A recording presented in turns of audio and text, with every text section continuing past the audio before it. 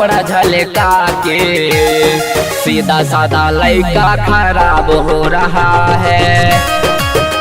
ऐसे चला ना कपड़ा झलका के, सीधा साधा लड़का खराब हो रहा है।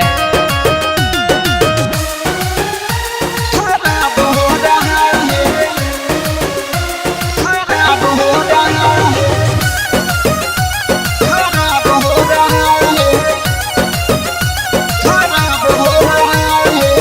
होको ना परेशानी ए बबुआ, चली हमारे मर्जी हो। देखी के तोहर ऐसन ड्रेस होता हमके एलर्जी हो। खराब हो रहा है, होको ना परेशानी ए बबुआ, चली हमारे मर्जी हो। देखी के तोहर ऐसन ड्रेस होता हमके एलर्जी हो। हम पे कमेंट कइला से बबुआ, बोल तोरे को ना लगो रहा है। ऐसे चला ना कपड़ा झलका के, सीधा साधा लड़का खराब हो रहा है। ऐसे चला ना कपड़ा झलका के, सीधा साधा लड़का खराब हो रहा है। Recording by SR studio Ludhiana. खराब हो रहा है, खराब हो रहा है, खराब हो रहा है। राइटल नावल नहीं को सुधर जा, ना तो खइबा मार हो।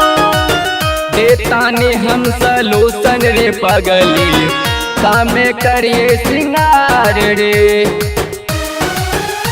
खराब हो रहा है, राइटर नावल नहीं को सुधर जा, ना तो खइबा मार हो। देतानी हम सलूशन रे पगली, कामे करिए सिंगार रे। पाउडर क्रीम लगैला से बबुआ, सोनम के रूप वाला जवाब हो रहा है। ऐसे चला ना कपड़ा झलका के, सीधा साधा लड़का खराब हो रहा है। ऐसे चला ना कपड़ा झलका के, सीधा साधा लड़का खराब हो रहा है।